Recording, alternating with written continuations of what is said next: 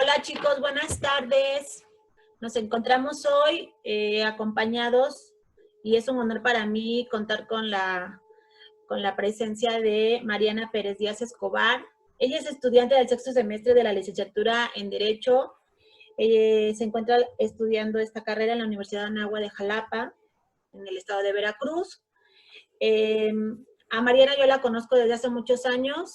A su familia he tenido el gusto de conocerlos y aunque no estamos muy cerca, pero en contacto sí estamos. Yo les sigo la pista y me he dado cuenta de que Mariana ha crecido mucho en esta rama del derecho. Ella ha estado participando en foros de tipo internacional dentro de la materia de Derecho Internacional en materia de tratados internacionales por parte de la propia universidad y también por parte de la Universidad Veracruzana. Además, ha participado en foros de derechos humanos. ¿Cierto o no, Mariana? ¿Cómo estás? Sí, pues siempre es importante. Muy bien, maestra, muchas gracias por la invitación. Siempre es un gusto poder compartir con las generaciones más pequeñas y pues con, creo yo, futuros coleguitas, si alguno se anima, con respecto a esta experiencia de ser formada en el ámbito del derecho. Y pues muchas gracias, es un honor su invitación y pues el cariño siempre ha estado presente y me da mucho gusto que me haya tomado en cuenta para platicarles un poquito a sus alumnos con respecto a algo de derecho, aunque sea un poquito, y pues animarlos. Sí, sí. Quiero agradecerte el tiempo que nos dedicas, porque para mí es súper importante hacer uso de la tecnología para acercar a gente como tú, que inspira, joven, y que puede platicarle a mis alumnos un poco más sobre lo que tratamos de compartir dentro de clase y aprovechando el tiempo de pandemia, que para mí es un tiempo distinto, Sí, claro. especial, no difícil, pero sí es un tiempo interesante para hacer uso de este tipo de medios para comunicarnos. Mariana, vamos a comenzar. Claro. Te platico Sí, dígame. que en este tercer bloque con mis alumnos estoy trabajando las ramas del derecho. La semana pasada platicamos acerca del derecho público y abordamos de manera especial derecho laboral, pero en esta ocasión quisiera que me ayudaras a que ellos tuvieran una mejor idea de lo que es el derecho privado.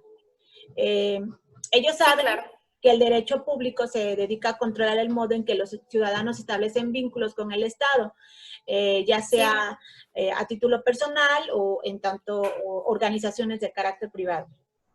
Pero me encantaría que ahora me ayudaras a compartir con ellos lo que sabes del derecho privado y cuál es la principal diferencia con el derecho público. Ok, maestra. Bueno, chicos, más que nada para entender el derecho privado, hay que entender ya a partir del concepto que ustedes ya tienen del derecho público, que se puede dar una afectación tanto en el derecho privado como en el derecho público, dependiendo de las relaciones que se manejen. Propiamente el derecho privado es el conjunto de normas jurídicas que se dan a partir de las relaciones entre particulares, con la excepción de que tanto el Estado puede fungir con un particular en los casos de contrataciones con empresas transnacionales o internacionales, pero únicamente el derecho privado se enfoca propiamente en las relaciones entre particulares. Entonces, a partir de esa vertiente, tenemos que entender cuál es la diferencia fundamental entre el derecho privado y entre el derecho público. Bueno, de igual manera, pues podemos entender que dentro de las propias clasificaciones del derecho, pues obviamente entendemos que el derecho es una ciencia que regula el comportamiento del hombre. Entonces, a partir del comportamiento se dan diferentes acciones. Entonces, a partir de eso se va abriendo una gama de derechos y una gama de clasificaciones, como usted ahorita ya lo había planteado a sus alumnos. Es por eso que dentro de las propias diferencias que encontramos, es que, por ejemplo, el derecho público se trata de normas promulgadas por parte en un sistema de subordinación. Es decir, el Estado crea normas para generar una cuestión de subordinación a los, bueno, en este caso, por ejemplo, si hablamos de materia fiscal, a los contribuyentes o en sí, en dado caso, a los ciudadanos.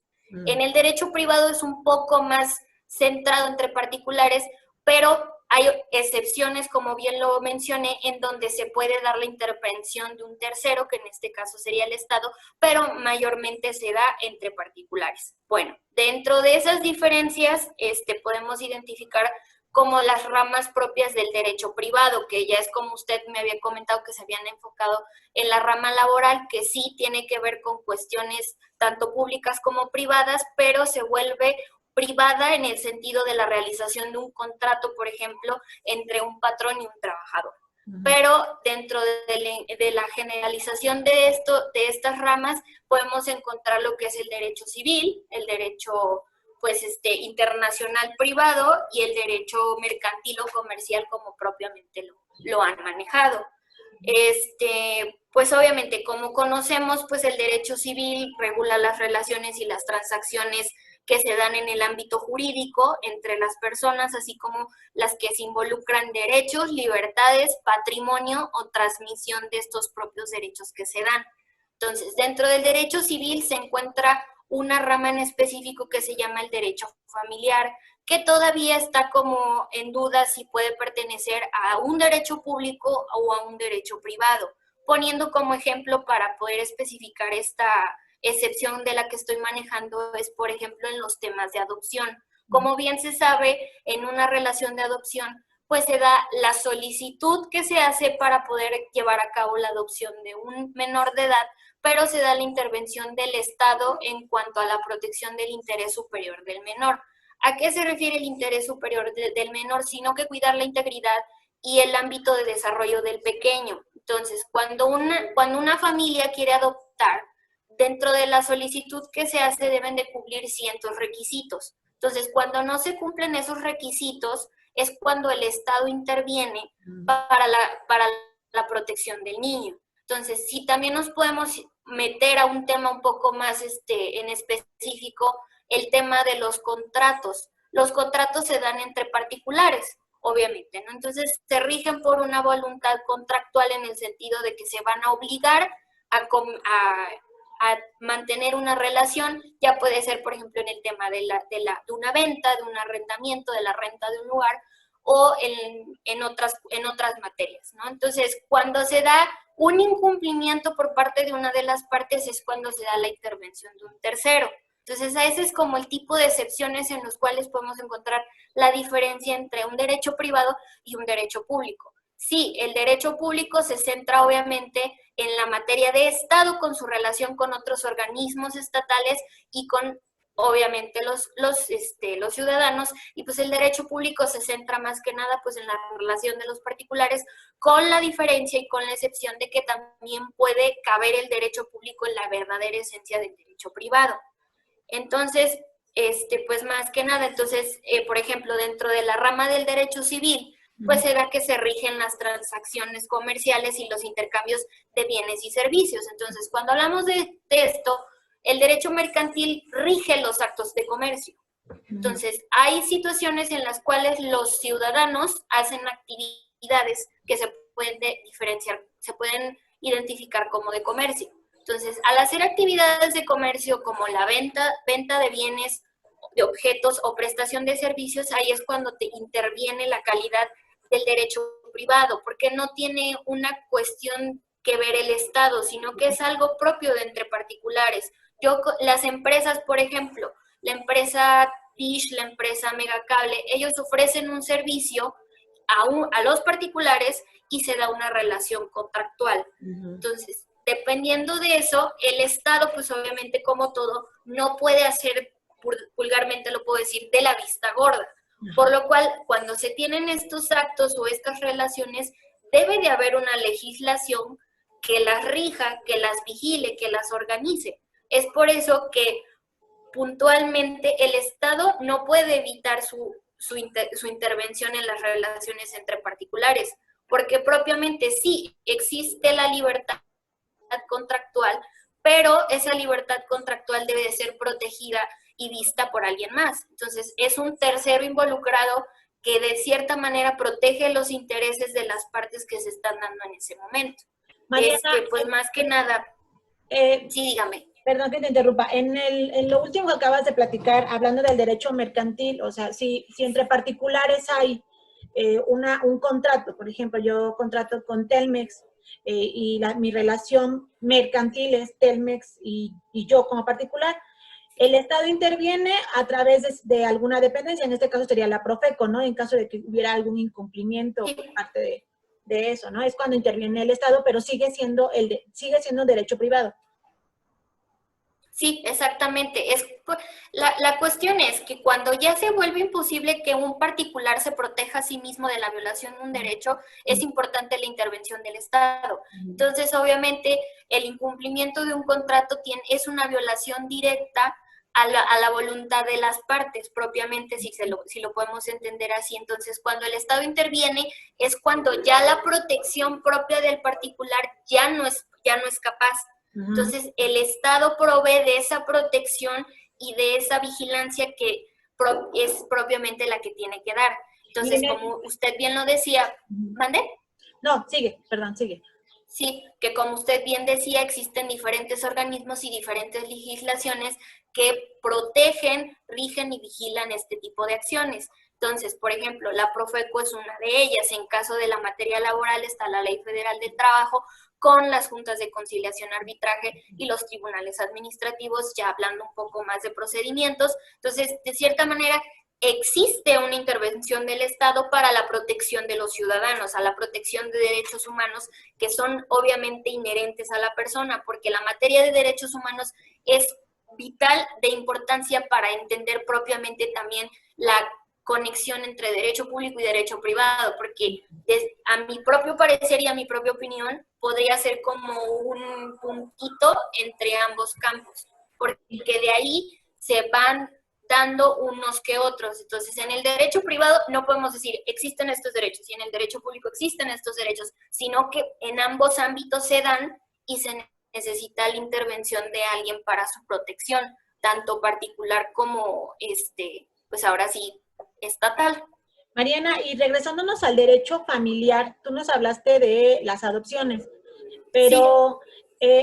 Entra ahí el matrimonio, entran ahí los divorcios, ¿no? Si hay incumplimiento, por ejemplo, de una pensión alimenticia, es justamente el derecho familiar con quien debemos recurrir, ¿no? Para resolver un conflicto sí. de... Ajá. Bueno, propiamente en la materia familiar, pues siempre ha sido como importante identificarla dentro del derecho civil.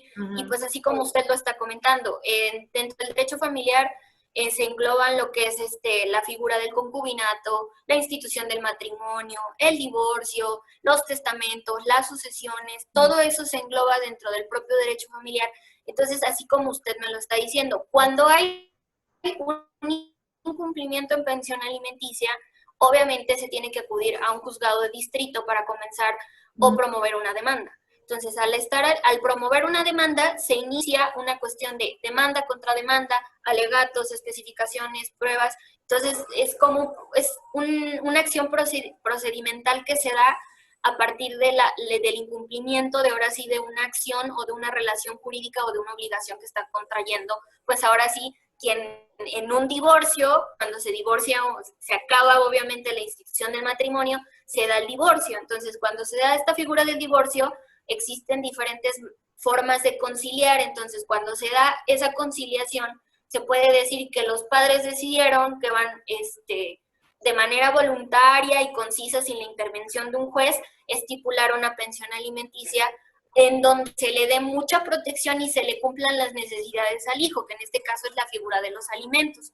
donde se da escuela, vestimenta, las necesidades, los caprichos de lo que se dé para el hijo, ¿no? Entonces, cuando no se cumpla esa pensión alimenticia, se da un incumplimiento, pues obviamente al acta de divorcio donde se está dando esa identificación, y pues el acta de divorcio es un documento.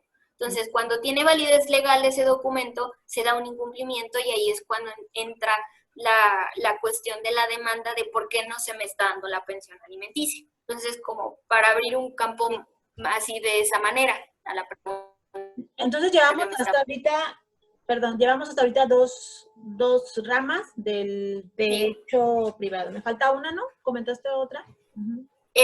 Pues es que también existe el derecho internacional privado, que de cierta manera, pues como todo, pues no sé si a sus alumnos les explicó como más o menos la mecánica del derecho internacional. No, no hemos visto nada de eso. Bueno, como pequeña mención referente al derecho internacional privado, es muy diferente al derecho internacional público. Así, tal cual la palabra lo dice.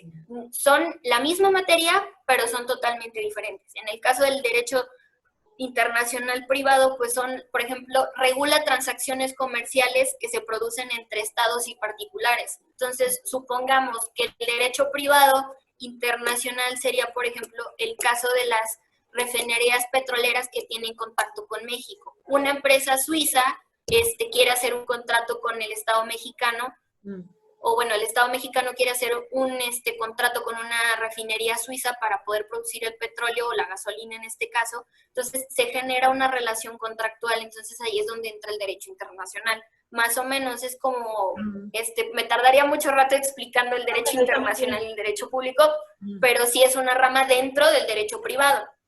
Ok. Mis alumnos están por egresar, ya están a unos meses de salir de la preparatoria, están por entrar a la universidad. Algunos ya se incorporan al ámbito laboral. Sí me gustaría que me ayudaras a decirles por qué es importante que la materia de derecho, en materia de derecho, no la vean como una asignatura de relleno, nada más, porque es importante que como ciudadanos conozcamos de nuestros derechos y hacia dónde acercarnos en caso de que tengamos necesidad de una asesoría o de alguna defensoría. Propiamente lo que les puedo decir a sus alumnos es que deben de conocer sus derechos humanos y cómo defenderlos y a qué organismos, pues obviamente, recurrir ante la violación de estos. No les puedo decir, léanse la Constitución del 1 al 29 y van a entender todos sus derechos, pero sí es importante que por lo menos sepan que por ser seres humanos tienen derechos que son inherentes a ellos mismos y que el Estado tiene la obligación de hacérselos valer y de protegerlos. Entonces, por ejemplo, de que me está diciendo de que sus alumnos ya algunos van a iniciar a la vida laboral, es importante que conozcan de cierta manera el contenido de la ley federal del trabajo, que ahorita justamente está viviendo una reforma que se dio apenas en los primeros meses de este año y que entonces abre una nueva vertiente a unos nuevos procesos jurisdiccionales. Entonces, si yo le puedo decir, sus alumnos empiezan a trabajar en una empresa, se les hace un contrato de por medio donde se les fundamenta se les asigna un salario, condiciones de trabajo, afiliación al seguro social como lo marca la ley, y el patrón no lo cumple de cierta manera, pues pueden ir a las juntas de conciliación y arbitraje con los requisitos que obviamente marca la ley referente a comprobar pues que tenga sus ingresos, sus horas cumplidas y que evidentemente hubo una violación a su contrato laboral en el cual ellos lo puedan obviamente tomar en cuenta el caso y pues proseguir a una investigación. Entonces, de inicio tendrían que ir a la Junta de Conciliación Arbitraje. La Junta de Conciliación Arbitraje obviamente notifica al patrón o a la empresa de la que el trabajador es parte y entonces se empieza a dar una cuestión de investigación de qué es lo que pasó. Es el primer paso, sin embargo, es de suma importancia la decisión que tome la Junta de Conciliación Arbitraje para llegar a una escala mayor, que en este caso, pues ahora sí, como dicen en las películas, nos veremos en los tribunales. Entonces, de cierta manera, pues el laudo o la resolución o sentencia que maneja la Junta de Conciliación Arbitraje es muy importante, porque de ahí va a manejar cuáles son los mecanismos de protección que va a tener el trabajador frente a esa resolución, porque puede ser que la resolución le acomode a sus necesidades, entonces diga, ok, sí, el patrón incumplió con el contrato y a mí se me va a dar mi indemnización o se me va a restituir mi trabajo. O puede ser que le den la razón al patrón y en dado caso él se tenga que amparar con otras figuras, como es el juicio de amparo.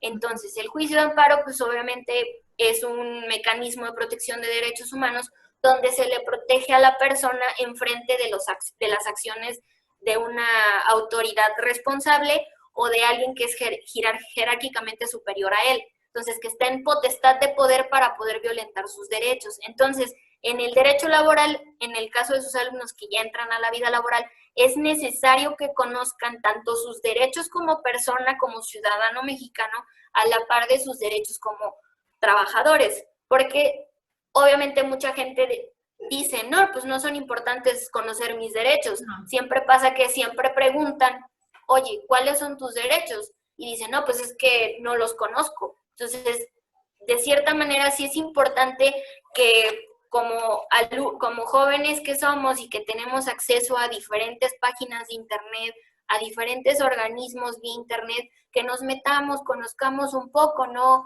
se pierde el tiempo al meterse, por ejemplo, a la CNDH, a la Comisión Nacional de Derechos Humanos, y entrar a un curso, no importa de que no te interese la materia de derechos humanos, pero sí conocer tus derechos y de qué manera los puedes proteger y promover o incitar al Estado para que se te protejan. Entonces, yo les puedo hablar así de las tres generaciones de derechos humanos, cuáles son los que son importantes, cuáles son los que debes defender con mayor pasión, pero sí es importante que en general conozcan los derechos que para ellos resulten importantes. Entonces, en este caso, aquellos que van a seguir con su vida laboral es necesario que conozcan la ley que los protege, los organismos que los protegen y sobre todo entender que antes había un proceso jurisdiccional, pero hoy en día sufre una reforma esta ley y se crean nuevos juzgados. Entonces, tanto se sigue el viejo proceso como que se están implementando cosas del nuevo proceso. Entonces, también es importante que aunque no seamos abogados o aunque no seamos estudiantes de derecho, sí conocer un poco acerca de la materia, porque muchas veces por no conocer, a veces pecamos y podemos recaer en situaciones de afectación a nosotros mismos. O de abuso, ¿no? De abuso. Sí, exactamente. Vivir un abuso o incurrir en un abuso por ignorancia podría darse el caso. Sí, Oye, exacto. Mariana, y ahora que estamos en este tiempo de pandemia, hay muchas, se dice que el Poder Judicial está de descanso. Sí. ¿No? He escuchado Sí. esta frase en innumerables ocasiones con situaciones, ¿no? Que están en camino, Sí. que dentro de 2 meses, que hasta nuevo aviso, que en este momento no están trabajando. ¿Dónde quedan nuestros derechos humanos en estos meses? Porque no tenemos fecha de fin. ¿Dónde quedan nuestra protección como civil? ¿Qué piensas de eso? Pues, sinceramente, a lo que puedo decir es que si el Estado y nosotros como ciudadanos no incitamos pues obviamente a las autoridades a como acelerar estos procedimientos, pues obviamente va a haber una gran violación a uno de los derechos fundamentales que tenemos los mexicanos, que es al acceso a la justicia. Si hablamos en términos un poco más de tecnicismo jurídico, se está violentando enormemente el acceso a la justicia por parte de los abogados que son litigantes. Entonces, por ejemplo, yo lo veo con algunos de mis maestros que en clases que nos están dando nos comentan, es que estoy batallando para que me acepten este amparo, o es que no me van a aceptar esta demanda hasta dentro de 2 semanas. Entonces, sí se está viendo mitigado como el tiempo de respuesta por parte de las autoridades jurisdiccionales a partir de esta pandemia. Pero, ojo, también tenemos que entender que no solamente es pues una cuestión pues es una cuestión de legalidad importante dentro de la pandemia, porque obviamente las autoridades deben de prever todo esto, pero por ejemplo, un dato importante es que, por ejemplo, dentro de la Constitución, nosotros dentro del artículo 73, que son las facultades del Congreso de la Unión, existe la posibilidad que por ejemplo, el Consejo de Salubridad General y la Secretaría de Salud creen un plan de contingencia, como ya está puesto en que se hizo un acuerdo oficial, pero que también se debe de prever no solamente cuestiones sanitarias, cuestiones laborales, cuestiones del ocio, de la sociedad, de interacción, sino también cuestiones legales. Entonces, la Suprema Corte, que es el máximo organismo en cuestiones de justicia, está tratando de hacer todo lo posible, pero no solamente podemos recargar las decisiones en el Congreso, o sea, perdón, en la Suprema Corte, sino que también tiene que haber una intervención por parte de los otros dos poderes, que en este caso es el Ejecutivo y el Legislativo, el Ejecutivo que recae en el presidente y en el Legislativo que recae en el Congreso de la Unión, para acelerar todas estas cuestiones, porque si no se arma un plan desde ahorita, dentro de muchos años vamos a tener toda esta cuestión de que vamos a querer ir resolviendo pasito a pasito y que dentro de muchos años no lo vamos a poder resolver. Entonces, supongamos que en cuestión de pensiones alimenticias, como usted me lo comentaba, en cuestiones de divorcios, en cuestiones de denuncias de violencia intrafamiliar, ya hablando un poco de derecho penal, se está alentando muchísimo darle una resolución o dar una solución a un conflicto que verdaderamente no genere una crisis social. Entonces, yo considero importante que al no haber una aceleración de los medios de justicia, sí va a haber una crisis en su punto si no hace algo las autoridades propiamente. Porque sí, obviamente, para poder evitar un contagio, se evita la aglomeración en juzgados, la aglomeración en tribunales, la aglomeración en juntas de conciliación arbitraje, en las oficinas de la Suprema Corte, pero ¿hasta dónde está la limitante de un juzgado de guardia? ¿Qué tan importante es esa figura? Si está presente, si tienes acceso a la justicia, si se te recibe tu demanda, tu denuncia, pero ¿hasta cuándo se te resuelve? Esa es la verdadera pregunta. Entonces, es ahí que nosotros sí debemos entender que es un trabajo de tres poderes, no solamente de uno solo, sino que no solamente recae en el Poder Judicial, sino que recae en los otros tres poderes. Sí, de hecho, hasta el acuerdo ha jugado con la palabra emergencia y contingencia, ¿no? Porque el acuerdo marca que estamos en emergencia sanitaria y la ley tiene ciertos privilegios para los trabajadores cuando la palabra es contingencia. Y el simple hecho de no manejar la palabra contingencia, pues le da ciertas facilidades, por ejemplo, a los empresarios de no pagarle a los empleados si cierran, y ese tipo de cosas están sucediendo en este momento, ¿no? Bueno, Mariana, pues dime. No, pues era como un dato histórico que, por ejemplo, hace muchos años, cuando se dio la época de la conquista, se dio una situación en particular también de que no se le llamaba como epidemia, como actualmente se le llamaban enfermedades exóticas dentro como de las facultades que tenía el Congreso para poner acuerdos de medidas sanitarias. Entonces, de cierta manera, esta no es la primera vez que pasa en la historia de México. Ya hay un antecedente, pero hoy en día tenemos en la actualidad una herramienta muy importante que es la tecnología. Entonces, yo creo que a partir de la realización de la tecnología es cuando se podrá como reducir el impacto de esta crisis, creo yo. Sí, nada más nos ha hecho falta ajustarnos, como que no nos dio tiempo, ¿no?, de prepararnos y acomodar ciertos trabajos que hacíamos normalmente de manera presencial. Sí, claro. Colocarlos a la tecnología. Yo les decía a mis alumnos la semana pasada, en el video de la semana pasada, que el mundo no va a ser el mismo después de esto, que tiene que haber muchísimos acuerdos, fracciones nuevas en los artículos, derogaciones, cambios, porque tan solo los que estamos trabajando en casa no estamos trabajando 8 horas, estamos trabajando mucho más. Nos están llegando mensajes de madrugada, indicaciones, juntas extemporáneas. Sí, claro. Y entonces, y eso no está considerado en la ley, o sea, no lo encontré, por ejemplo, que en caso de una emergencia sanitaria, contingencia sanitaria, ¿dónde quedan todo ese tipo de derechos? Tiene que cambiar y tenemos que estar preparados para una segunda ronda de ese tipo de vida, ¿no?, que estamos viviendo en este momento. Sí, claro.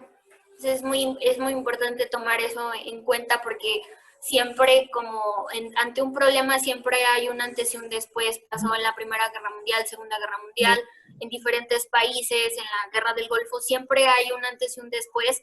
Y cuando las naciones, o en este caso los estados, no están preparados, siempre se sufre pues, diferentes situaciones. Entonces yo creo que en nosotros como ciudadanos no es simplemente decir qué espero las autoridades me den a mí, sino yo como ciudadano, desde lo pequeño que tengo de mi hogar, puedo aportar.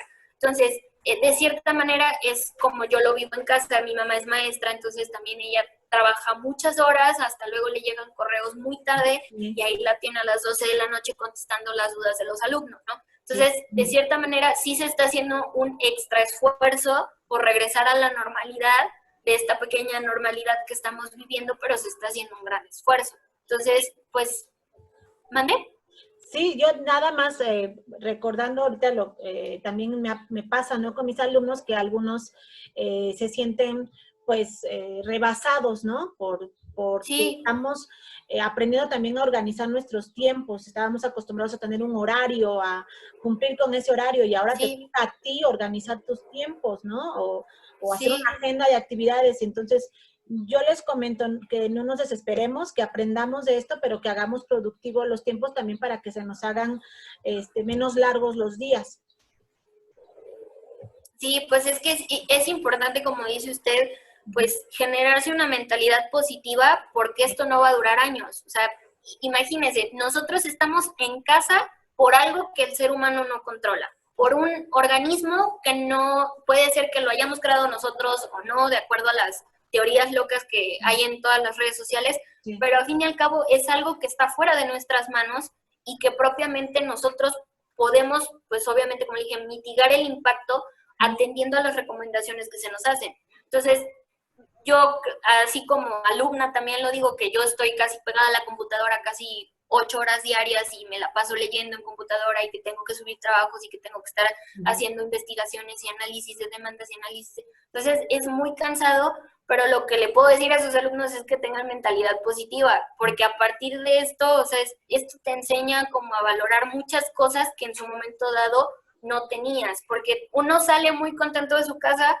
al trabajo, a la escuela, a todo lo demás, y regresas a casa con la tranquilidad de que vas a estar ahí. Pero ¿qué es lo que pasa cuando tienes que estar viviendo todo lo que vives de tu día desde casa y no tienes contacto con el mundo exterior? Entonces, aprendes a valorar y tienes como más facilidad para otras cosas verdaderamente, y las cosas que antes hacías que no les dabas tanta importancia, ahora les va a uno a dar más importancia. Y fíjate que platicar contigo es una de las bondades que yo creo que si estuviera yo en clase no hubiera, no hubiera pasado. Gracias, maestra. Sí, y la siguiente semana voy a estar con tu mamá, que bueno, ya platicaré de ella más adelante. Sí, Pero la verdad es que ha sido un honor escucharte, me siento súper orgullosa de ti que te vi, fui tu maestra en cuarto de gracias, maestra. primaria y la verdad es que me siento así como que se me pone la piel chinita escucharte, Ay, muchas gracias. toda, pues Muchas gracias, maestra. siempre has sido una buena niña, te mando un gran abrazo, te agradezco mucho que compartas esta información, fue muy interesante la entrevista, Mariana. Ya Gracias, maestra, igualmente. te compartiré los comentarios de mis alumnos. Te mando Ay, muchas gracias. un gran abrazo, seguimos en contacto, porque Sí, posiblemente maestra, sea la primera vez igualmente. que te moleste. Y No, al contrario, las que necesite. muchas gracias. Saludos a todos, a Diego, a Toño, a tu mami, un abrazo y por supuesto para ti también. Te quiero. Igualmente a las peques y a usted, maestra. Muchas Nos vemos gracias. pronto. Saludos, chicos. Suerte. Muchas gracias.